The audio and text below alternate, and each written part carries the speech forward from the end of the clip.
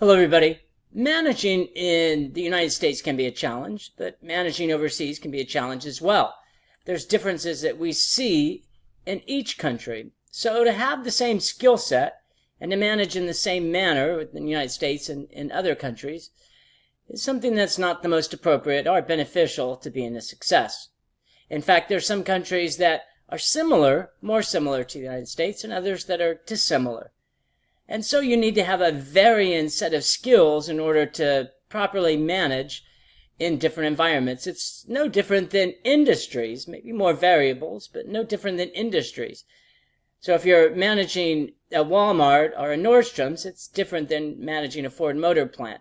That stands to reason. It also stands to reason that you'd have to have different skills if you manage in a different country.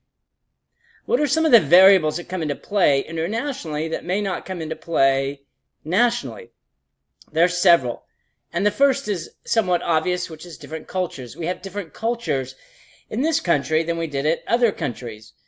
Some may work harder in one country than the other. Some may be more prone to being motivated by others than others. Some have more meetings than others. So countries have their own specifics in terms of cultures.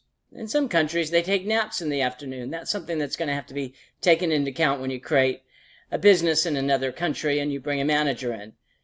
Some start later and leave earlier. Some take longer lunches. All of those variables have an impact on what we look for in relation to managing in a different country. There's also differing processes and practices. And we're talking here about specific managerial practices. Some countries would like more feedback, more evaluations on a more timely basis, a frequent basis. Other countries don't like being evaluated by other people, and they may be, in fact, offended if they're evaluated by somebody. There are some that, through the recruitment process, go through a series of interviews. Others would be offended if you interview them more than once. Some don't use resumes. They'd rather have face-to-face or personal interviews. So there's different processes and practices in the employment sector that you have to be aware of. This is outside of the law. The law is almost a given. For instance, in some countries, it's okay to hire somebody of a certain age. And I'm talking specifically about under 18. Some countries, it's fine to work people more than 8 and 10 hours a day. In fact, that may be the expectation.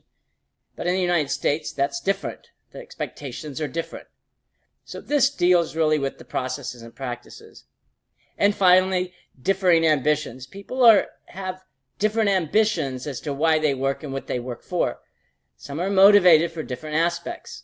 So just like there's different people in the United States, there's different people internationally. Some are more attuned to looking for monetary rewards for their work. Others want personal rewards. Whatever it may be, you have to figure out what it is that somebody wants that will be motivating to them, a motivating factor, and then try to give it to them. I hope this addresses some issues of international motivation. I always look forward to chatting with you all soon. Take care.